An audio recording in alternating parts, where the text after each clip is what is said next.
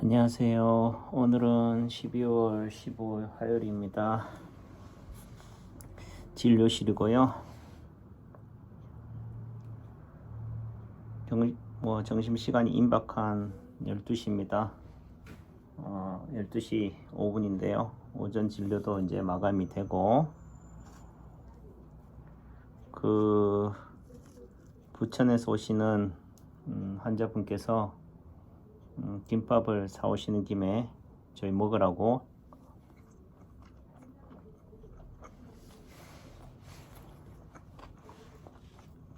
김밥을 사오셨습니다.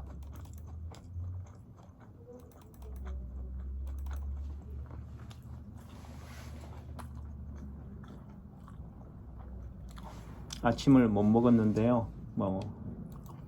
편의점에 가도 김밥이 떨어져서 아침에 커피 한 잔으로 진료를 시작했습니다. 어제는 제 개인 가정사기도 하지만은 집에서 쫓겨났어요. 집에 들어가지를 못했습니다. 어제 저희 집 사람이 당신이 매일 유튜브를 찍는데 맨날 똑같은 옷, 똑같은 조끼를 입어서 올해 잠바도 빛이 바래고 그래서 세일을 하니까 옷을 사주겠다고 해서 그렇게 하라고 했습니다. 저는 제 삶에 있어서 옷에 큰 의미를 부여하지 않습니다. 신발도 그렇고 시계도 그렇고. 그럼 검소하냐? 그거하고는 또 별개입니다.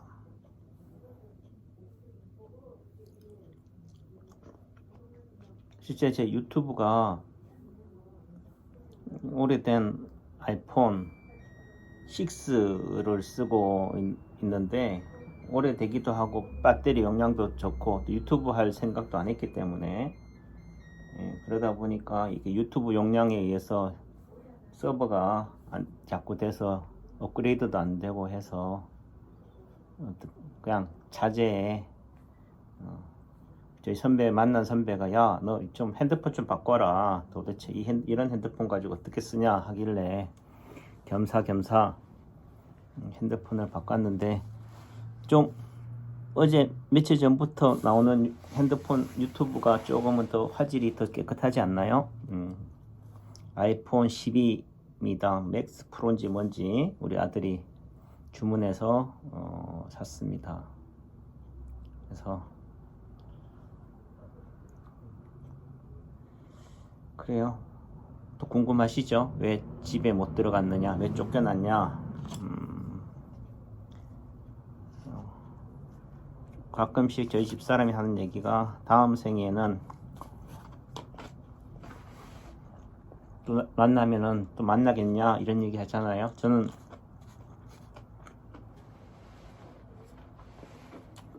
다음 생에도 우리 아내를 만나겠습니다. 근데 우리 아내가 만나줄지는 모르겠지만은 그래도 또 다음 생에는 또 설마 전생을 기억하고 있다면은 재결합이 안 되겠지만은 또 기억을 못 하기 때문에 저는 다시 재결합할 수 있으리라는 희망과 꿈을 가져봅니다.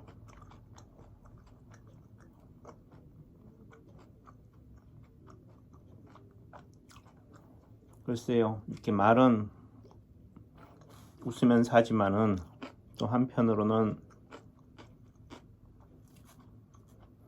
남의 가정사를 굳이 이렇게 유튜브에 올릴 필요가 있느냐라고 하지만 이 또한 제 삶의 일부분이고 제가 감내해야 할 또는 남창규와 살아내야 하는 가족들이 처자식이 겪어야 될 고통이고 아픔이고 상처이기 때문에 사람들은 단순히 외형만 보고 결과물로만 그 사람을 판단하지만은 그 결과 성취가 있기까지에는 남모를 고통, 아픔, 상처가 있다는 사실을 간과하기가 쉽습니다. 저에겐 꿈이 있습니다. 그 꿈이 인체 파동 원리를 하고 나서는 남창규 박사가 쓴 인체 파동 원리 책을 세상에 내놓는 게 제 꿈이었어요. 근데 그 꿈이 현실로 이루어지자 더 이상 한동안은 또 그 기쁨과 즐거움에 세상 모든 것을 다 가졌다라는 느낌도 가지긴 했지만은 어느 순간 그 꿈이 현실이 되자 또다시 새로운 꿈, 또 새로운 도전을 나서게 된 거죠.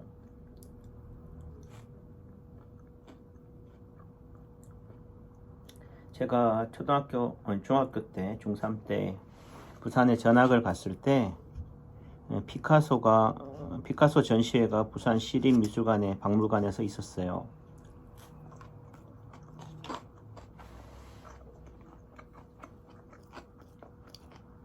저희 어머니가 무작정 표를 끊어서 저와 여동생을 데리고 갔었죠.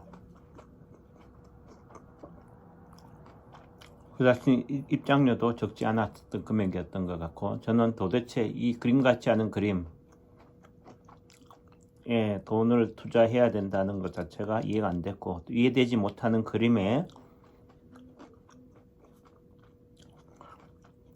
시간을 투자하는 게 낭비처럼 느껴졌습니다.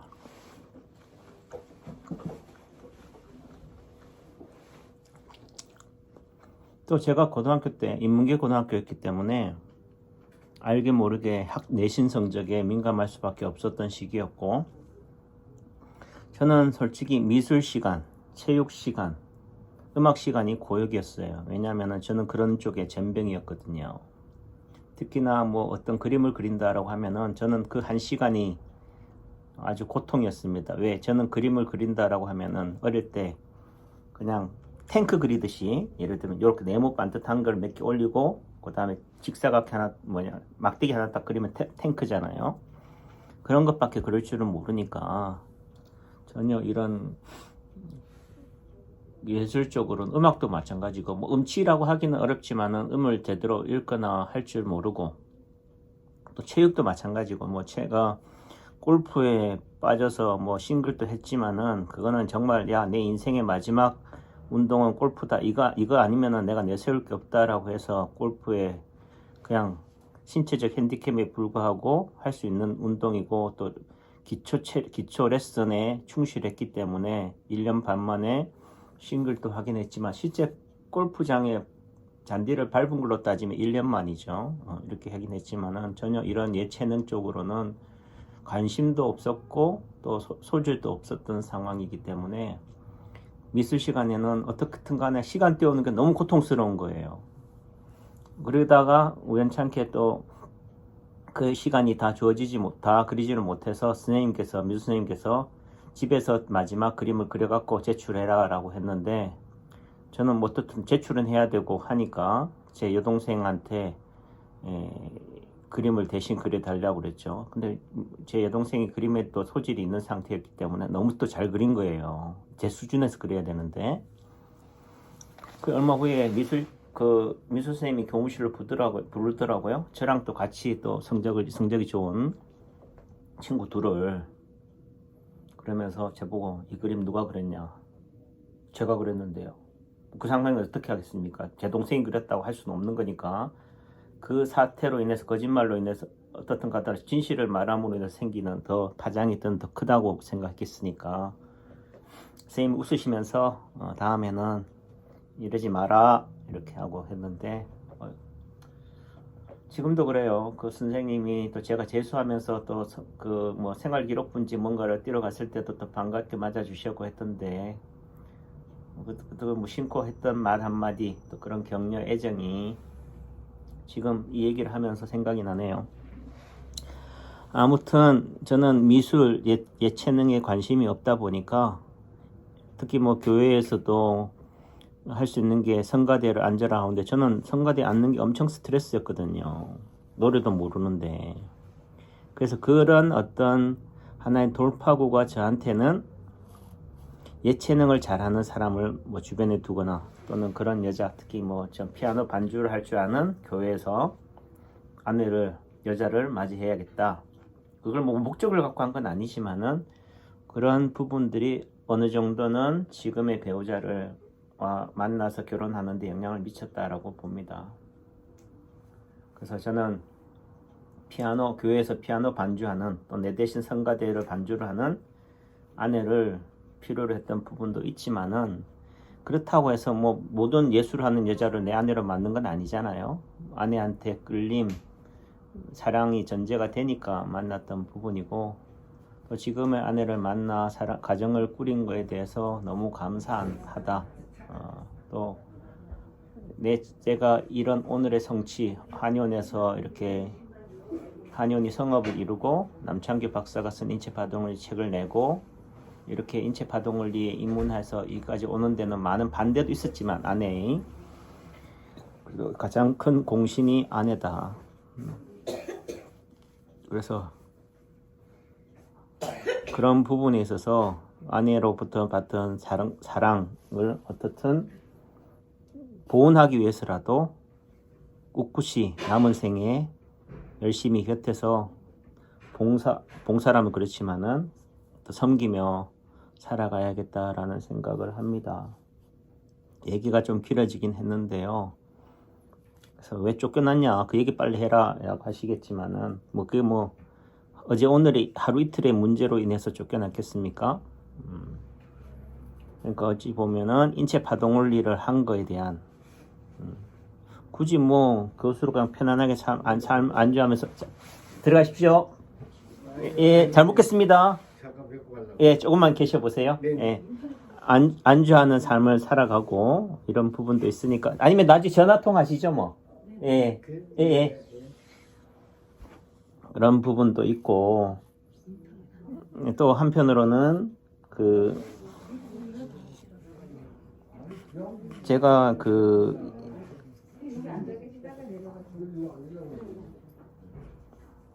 어느 정도 이런 미술에 대해서 전혀 관심도 없었는데 어느 순간부터 이런 자연에 대한 제가 대학교 다닐 때 캠핑, 등산, 야영 특히 그 당시에는 산에서도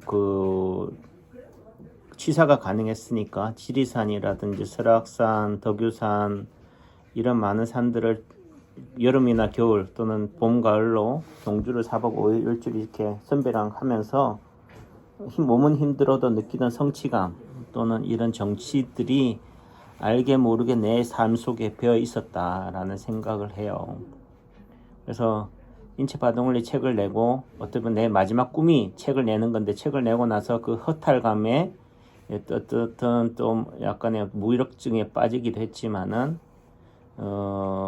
이런 주변의 자연 특히 제천 가까이 어젯밤에도 쫓겨나서 잘 데는 없고 해서 제천의 ES 리조트에서 잤지만은 제천 ES 리조트에서 느끼는 그런 힐링, 자연, 경관 이런 것들을 통해서 느끼는 행복감도 많았다. 그런 행복을 통해서 오는 즐거움이 있었고 또 알게 모르게 인체파동을 하면서 돌이라든지 나무 이런 것들에 대한 정치감도 많이 느꼈기 때문에 제 한의원에도 보시다시피 이런 자연석이 많잖아요. 이런 것들에 대해서 나중에 소담한 이런 조그마한 정원을 꾸려야겠다라고 하는데 어느 순간부터는 그게 하나둘 늘어나기 시작하니까 좀 더 내 개인의 공간을 넘어서 함께 나눌 수 있는 그런 힐링 센터로 또는 정원으로 가꿔야겠다라는 생각을 하게 된 거고 그런 꿈을 하나하나씩 이루어가다 보니까 아무래도 금전적으로 지출이 들어갈 수밖에 없다 보니까 아내는 도대체 경제적으로 여유가 많고 돈이 여유가 있다면야 하는 거 이해가 되지만은 쪼달리는 상태 속에서 굳이 또 일을 벌려야 되느냐 주변 사람들에게 또 짐을 지워야 되느냐라는 부분들이 되다 보니까 이런 이제 불협화음이 생기는 거죠. 그래서 어제도 알게 모르게 또 그런 돌각에서 카드 결제가 적지 않은 금액이 카드가 결제된 거죠. 근데 저는 제 카드인 줄 알았어요. 신코 카드 색깔이 비슷하니까 집사람 카드일지도 모르고 제 카드 제 핸드 지갑에 꽂아놨는데 그냥 무심코 그냥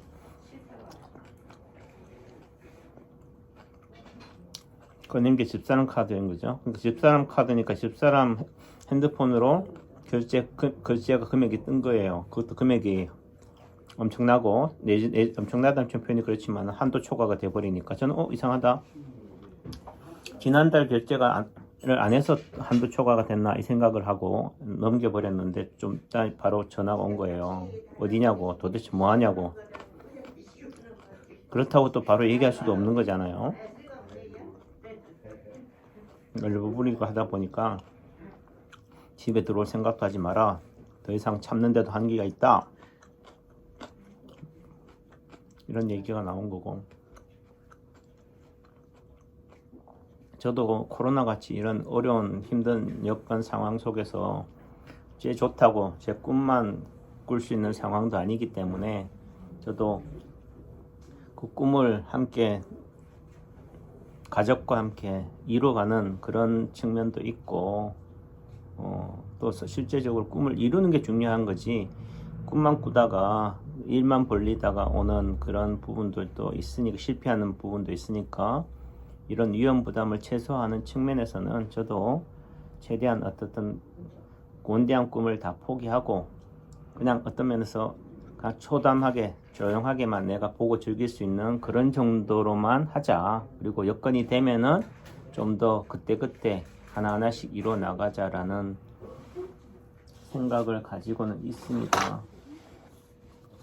그래서 저는 그래요. 남창기 박사가 쓴 인체파동원리 책을 냈고, 또 인체파동원리에 또 대학 교수로 있다가 무면허 의료인인 일반인을 선생으로 모시고 그 밑에서 어떻든 이렇게 배웠잖아요.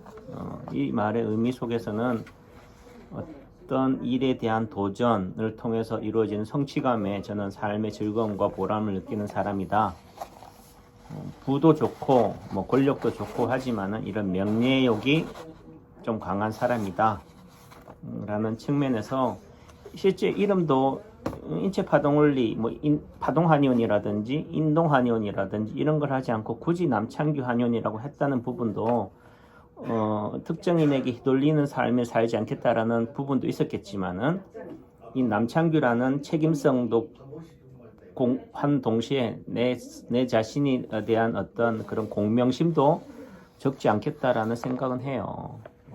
그래서 남창규 한의원, 또 남창규 박사가 쓴 인체파동원리, 또 남창규와 관련된 이런 힐링센터를 만듦으로 인해서 거기서 오는 강연, 저도 뭐 노후에 돈 버는 게 돈 벌려고 하는 한 건 아니니까 이런 인체파동원리와 관련된 또 제 삶의 어떤 취미, 여가 활동과 연관돼서 그런 정원들을 나무나 돌이나 화석 같은 것들을 조성한 산책로를 만드는 어떤 정원을 가꾸면서 거기 안에서 또 의료봉사라든지 또는 아니면은 굳이 뭐 한다면 한의원을 해도 되겠죠.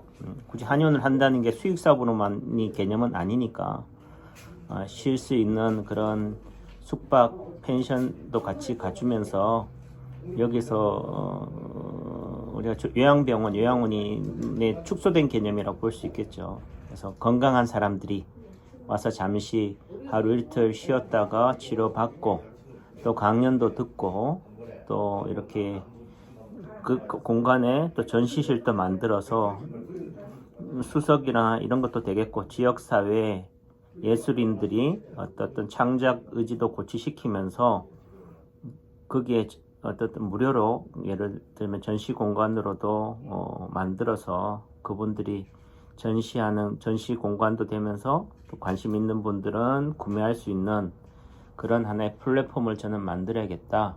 그리고 제가 여행을 다니면서 수집한 이런 골동 또는 그림들도 전시하고 이렇게 해서 뭔가 저만 좋아하는 것만 그냥 즐기고 떠나가는 것이 아니라 함께 나눌 수 있는 그런 공간으로 저는 만들고 싶은데, 문제는 이런 것들을 뭐 구체적인 계획들을 다 가족들 함께 공유하기에는 너무 많은 스트레스와 짐이 되니까, 저는 책도 마찬가지였지만은 어떻든 일은 저질러 보고 그것이 구체화되고 난 다음에 자, 내가 준비했던 게 이런 거야 라고 보여주고 싶은 마음이 컸죠. 그리고 또 이걸 같이 상의하고 하기에는 제 꿈과 생각을, 비전을 다 공유해야 되는데, 그렇게 하기에는 감내해야 될 어깨의 무게가 적지 않기 때문에 그냥 저 혼자 감내하는 게 낫겠다 싶어서 그렇게 해왔던 부분이고, 또 우리가 주변에 있는 그런 갤럽 조사라든지 이런 걸 보면 대부분 하는 얘기가, 인생에 있어서 다시 태어난다면은, 또 다시 젊은 시절로 돌아간다라면은 어디에 의미를 부여하겠느냐라고 한다면은, 첫째가 건강, 둘째는 가정의 행복, 평안, 주변 사람들과의 어떤 행복한 삶, 그 다음 어떤 일을 성취겠죠. 그 다음 명예나 돈이나 권력도 되겠지만은, 그런 부분들이 전제되는 속에서는 나만을 위한 삶이 산다고 해서 존경의 대상이 되거나 감동의 대상이 되지는 못한다. 조그만 소와 내 자신이 확대된 대아, 나와 너, 우리가 되는 그런 관점에서 공유하고 할 수 있는 그런 장으로 마련하는 것이 의미가 있지 않겠나라는 생각을 해서, 제가 그 대학 시절이 좋아했던 데가 소세원이라든가, 그 경주의 동락당, 옥산서원,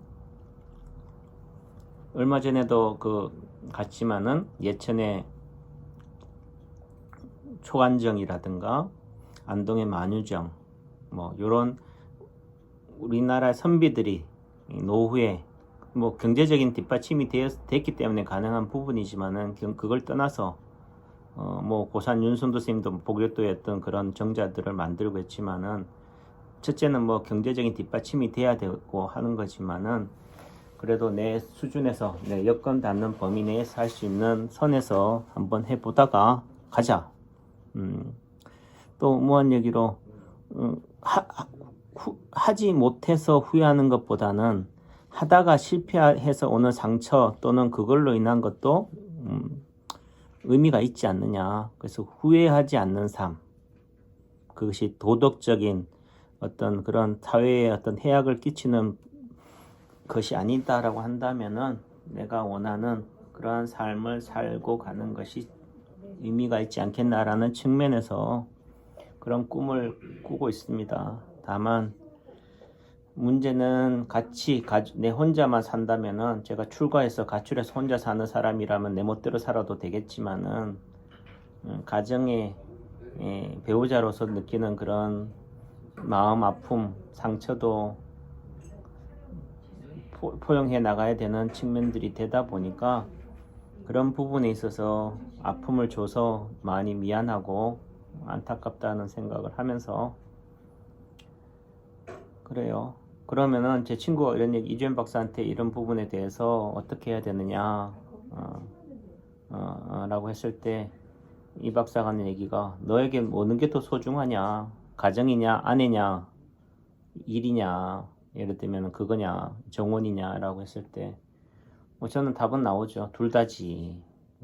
그렇다 하더라도 포기하지 못할 부분은 뭐냐라고 했을 때는, 그거는 당연한 거죠. 가정인 거고, 또 밤늦게 사랑하는 딸하고 통화에서도 아빠가 어떤 꿈을 꾸고 그 꿈을 이루기 위해서 도전하고 노력하고 성취하는 것들은 참 대단해. 하지만 말이야, 그 꿈을 이루는 과정에서 주변 사람들에게 느끼는 좌절, 절망, 아픔은 아빠 좀 봤으면 좋겠어. 아빠가 꾸는 그 꿈을 포기하라는 얘기는 아니야.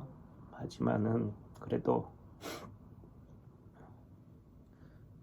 아빠의 꿈 때문에 흘리는 눈물이 있어서는 안 될 거 아니야. 아빠도 나한텐 소중하지만 나는 엄마의 딸이기도 해. 그러니까 혼자 독단적으로 결정하지 말고 같이. 그리고 지금 이렇게 힘들고 어려운 외부 상황인데 굳이 무리해서 그 꿈을 이루려고 할 필요가 뭐가 있어. 조금씩 여건이 닿는 내에서 뭐한 얘기로 경제적으로 자유롭다. 경제적으로 뭐 한다면은 여건이 여유가 되는 상황에서 한다면은 이해가 되지만은 그런 부분들이 있어서는 가정의 어떤 희생이 내조가 담보되는데 그거는 당연한 거고 오직 당신만을 위해서 그렇게 살아가는 거는 아니지 않냐. 라는 엄마의 그런 절규도 조금은 귀 기울여야 되지 않겠어 라는 부분에 있어서 저도 충분히 그런 부분에 대해서 반성하고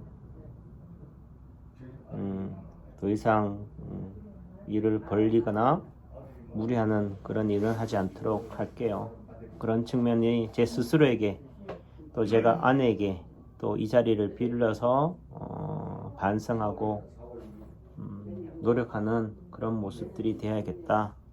제 친구가 이재현 박사가 야 너 죽으면은 가져가지도 아무것도 못 가져갈 걸 왜 그렇게 짐을 받고 만드냐 그냥 즐겨 라고 하는데 아직 철이 없어서 그런가요? 또 그런 것들이 좋고 또 아직 세상의 그 가치를 제대로 평가받지 못하는 부분들에 있어서는 또 소장가들이 수집가들이 가지고 있는 그런 집착, 애착이라는 부분에 있어서는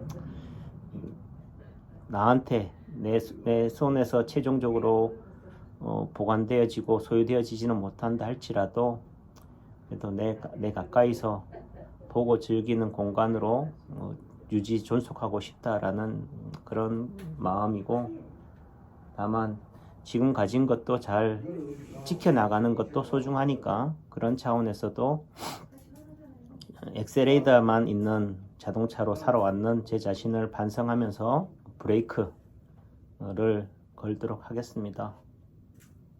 사랑하는 아내에게 많이 미안하고